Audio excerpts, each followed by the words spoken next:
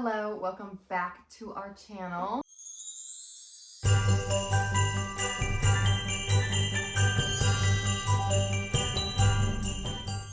I'm Sierra. And I'm Serenity. And together we are the Forky Twins. And go ahead and join our channel, join our family, like and subscribe. Discussing our November reads, and it is the 1st of December. So it is the start of BOOKMAS/VLOGMAS. So we'll be posting some videos to kind of like participate, and we're super excited. So stay tuned for all of that too. And if you didn't see our October reads, go ahead and watch our October reads. I did a full 180 if you saw our October reads to November. I'm pretty sure I read one book in October and I read 12 books this month. So we're on a win and I'm out of my reading slump. So I think we're just going to go ahead and jump in. I'm going to go ahead and start. Sierra read double the amount of books. I also did. want to show, look how cute my Christmas background is. It's very cute. It's so festive. It's so festive. I did listen to some Audible books this month because I was doing a lot of packing, a lot of cleaning, and one of the first ones, Mad Love by Wendy Walker, and I went ahead and gave it a 3-star. I was on a little Audible kick for a little bit because I was doing a lot of packing. I love a good thriller, still in my little thriller era. I gave it a 3-star. It is a hometown mystery. It's very fast-paced. What's going on in the hometown, who's dating who, what's husband is having an affair, that kind of vibe. And just that sounds kind of like it's like the Geneva Rose one. A lot like it. A little bit darker than that one though. I gave it a 3-star. A lot of the names were very like, I don't know if that makes sense. So you really had to pay attention to the names, and sometimes the plot got a little bit fuzzy. One of us is dead. Yeah, it sounds like the plot to one of us is dead. So that's why I gave it a 3-star. But overall, like, I genuinely really liked it. I think a 3-star is a good rating for any type of thriller. Yeah, Sierra's a like tough judge on her thrillers. I do. I feel like I kind of, if I I'm like predicted the ending. Yeah, that's fair. If I'm shocked, then I'm like, wow, it's 4 stars. And I was in a really bad reading slump at the end of October, as I kind of talked about in our last video after I read The Frame Up. But I started November, I was like, okay, it's still like fall time, so we're gonna get the last bit of fall that I can get. And I started the Pumpkin Spice Cafe. It's the first one in the Dream Harbor series, and it was super cute. It read like a Hallmark movie. It was super fast paced. Like, I think I finished it in like 3 or 4 sittings, and I would only sit there and read it for like an hour or 2. So super duper fast paced, lighthearted. I do have to say the main characters kind of annoyed me. They were just, I'm like, girl, you just met him, why are you getting mad? And then it felt kind of insta love, so I kind of struggled with that. So I gave it a 3-star. I heard that the other ones in the series are really good, so I will be continuing the series. Yes, Sierra bought the 3rd one, but we don't own the 2nd one, so we're gonna have to go get that. I love the standalone series so much. I just like to see all the characters, and I think that the development of like this town and everyone in the town with them was super cute, super fun. If you like a small town romance, definitely pick it up. It'd be a good palate cleanser as well. So like I said, thriller kick. I just think thriller season is pretty much from September all the way to like February for me. I will be reading like thrillers from that like era. I don't know how to explain it. It's just like the cozy mystery I feel like vibe. September, October, then like I take a break and you December. do holiday books, and then it's like January, February. Yep, that's how exactly it is.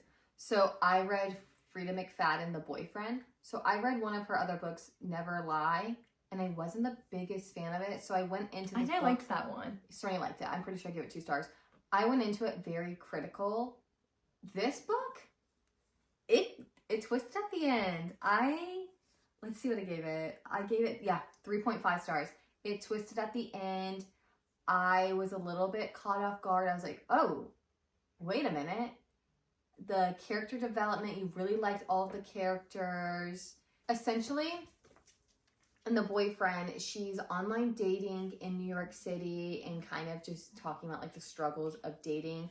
And then one of her best friends kind of goes missing, and then just trying to figure out if it has to do with the online dating guy and whatnot. Pretty much just the whole scandal of how scary it is to be a girl online dating nowadays. And it just uncovers everything. Very good book. I would recommend it. I told Sonny she needs to read it. I really liked it. 3.5 stars for Maybe sure. I will read it. Yeah, I think you should. I like have a hard time reading a thriller unless I know that I can sit and finish it in one sitting. Like thrillers are binge books for me. I think that's I mean, how fair enough, they but should go. This book that I read was Cruel Winter with You by Ali Hazelwood. This is an Amazon original story, and it's part of that like Under the Mistletoe collection. Sierra and I are gonna do a video later for BOOKMAS talking about this whole Under the Mistletoe collection and like ranking them and our thoughts and opinions. So we'll have like a more in-depth conversation about that in a following video. But I will say I read this one. I like that they're all short stories. It makes it super like fun and easy. I like novellas during this time of year because you're always so busy and you have lots to do. This is by Ali Hazelwood. Really, really liked it. I like Ali Hazelwood's writing. I think she does a great job at making you enjoy characters, even if it's just like a short story. And this is a second chance romance? Yeah, it's like a second chance romance and then best friend's brother.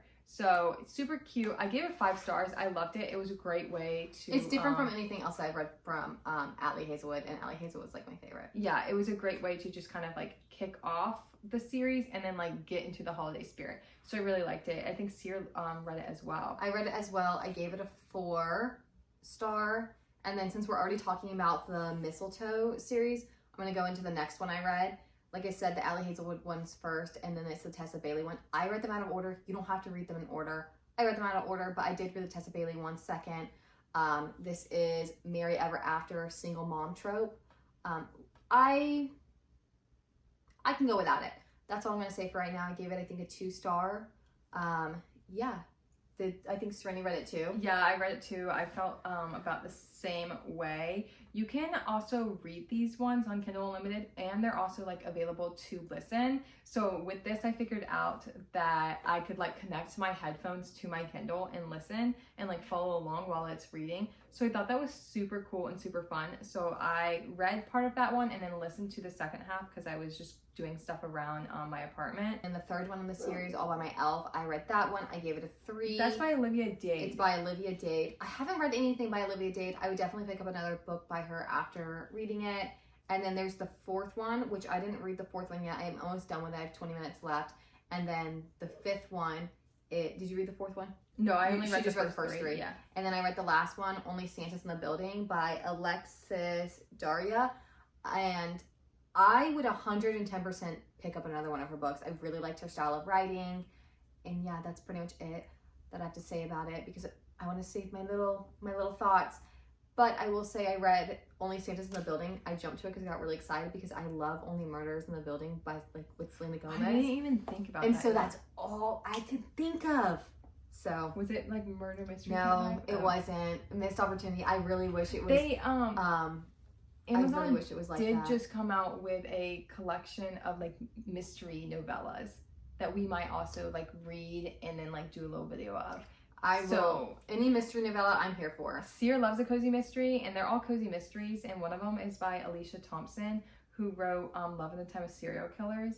So that really like piqued my interest. But anyways, I digress. Next book I read, well, I listened to this book. I was free with like my Audible collection, and it's Not You, It's Me. Ooh. I listened to it. It is by Julie Johnson. I thought that it was fun. It was cute. It was funny. It was fast paced, and then I like didn't expect some of the events that happened at the end, so I ended up giving it like a 3.75. It was definitely different than like your typical romances. There was like a car chase and like everything like that, and I was like, oh my gosh, it's like I'm reading Daisy Haste again. All that action. So yeah, it was super fun. Both the characters were likable, which I feel like doesn't always happen in romance books, and they were funny too. So overall, I would recommend it, and it is part of a standalone collection of Boston Love, and I'll probably definitely check out the other ones because I thought they were fun.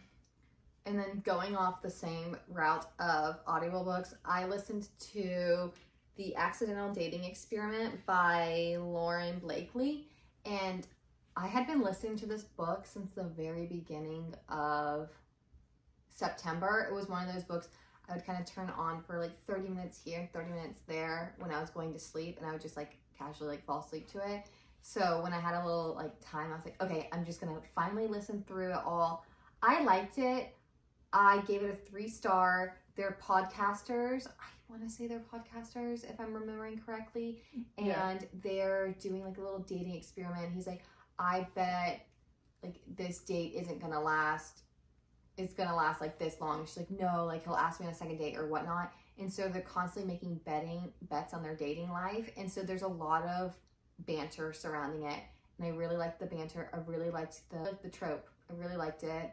I gave it a 3 stars because I think I just wish there was more. Or it was the epilogue that gave me the ick. I can't remember. But yeah, really good. I liked the guy. I remember really liking him. He was such a good character. He had so much character development. But I digress. Sierra read double the amount of me. I'm sorry. So, talked about All by Myself with Sierra a little bit. It's by Olivia Dade. Again, part of that Amazon series. Quick read. I read half of it and listened to the other half. I do like that I can kind of like read on my Kindle and then pick up listening to it, so it's nice. I had a hard time connecting with the characters, and there was just some like weird components to the story. But overall, I think I ended up giving it like a 3-star. Didn't hate it. Wouldn't write home for it. So what I read was Technically Speaking by Michelle Elliott, and then it was read by Coco Jones and Keith Powers. And when I saw that it was read by Coco Jones and Keith Powers, I was like, I gotta listen to it. I have to. And it was just a really short like novella type of book. it looks cute. And I think I gave it a 3.75 because it just struck a chord with me. She's a single mom. Her son has autism. She's trying to come up with a device to kind of help, like an app to help him communicate. And she kind of that's sweet. enters into a competition, like under one of the, like she's not supposed to, so she enters in the competition like in a fraudulent way. I liked it. The OT in me loved it, so I gave it a 3.75. I really liked it. If you have the opportunity to either read it or listen to it, I would definitely listen to it because it was one of those Audible originals, and I feel like whenever you have an Audible original, they just put so much like sound design into it and make it so special. I really liked it. I liked the message behind it. I liked everything. I really did. I really liked it. So my next book that I read, I've been in the Christmas spirit, and I'll probably just continue reading Christmas books, honestly, was My December Darling by Lauren Asher. And I haven't read that many books from Lauren Asher, but every single one that I read, I tend to love. So I don't know why I'm like so opposed to starting one of her like billionaire series. I think just because they're so thick, and I'm just like, there's no way a romance book can be like 500 pages. But I think I'm gonna have to start like Love Redesign. I've seen so much about it, and this is based in like the same town that Love Redesign is in. And yeah, the cover to this is absolutely adorable, for one, and it's free on Kindle Unlimited, and it is just such a cute Christmassy story. Like they have, it's not, some of these books that are like Christmas books, it's like there's not much Christmas stuff that happens. It's just based in that time, like that's just the setting. Whereas this, I felt like it's based in Christmas time. They were doing like Christmas festive activities. That was really cute. I think that she did a great job at like writing these characters and developing them, and then just the connection between them I felt like was very genuine.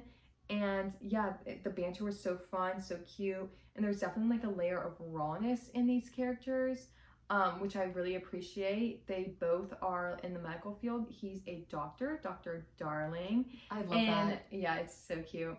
And then she is a nurse, so they kind of talk about, you know, working in the hospital and just the weight that it takes on you. So I think that that definitely struck a chord with me, and I appreciated that lens and perspective from Lauren Asher. And yeah, I really honestly, I hope that she writes like another, like a sequel to this book like next year, even if it's like just following where they are. Like I know we got like an epilogue and stuff, but I would 100% read like another book in like this series next year. I like Lauren Asher though. Yeah. She's a really good author. The next book that I read was Sweet Talk by Cara Bastone. This was my first book I read by her. I'm going to be honest, looking at it at first glance, I could not remember what it was about. But from what I remember fully is they had met. There's like an investigation. Yeah, that's right. Okay, it's coming back to me. So there's an investigation. This is, I guess, another under my like murder mystery. They're under like, he has like an investigation going on and she is working on it, but he doesn't know. And he has this random number, texts this number or something, and she knows exactly who it is who texted. She knows that it's him. He doesn't know who he's texting because he has dyslexia, so he just writes in like a jumble of the like numbers and stuff and then goes back and changes the names after because he doesn't want to be like embarrassed, like how do you spell it or whatever. So he goes back and he fixes it after. So he had no idea who he was talking to. So it's like a mystery of who am I talking to? What's going on with this little case and everything like that. And it just kind of unfolds. Was it Accidental Amy by Lynn Painter? That the numbers were different and then like it was that trope. I really liked it. I liked it a lot. That's Mr. Wrong Number. Okay, Mr. Wrong Number then. But I actually liked it. I liked the concept of having a wrong number and trying to figure out who it was, and they would do like little guessing games, and just the banter in this book was really good and it was really funny. It ended in an okay way. It kind of felt rushed towards the end, but overall I gave it 3 stars. I gave it 3 stars. It was actually so cutie.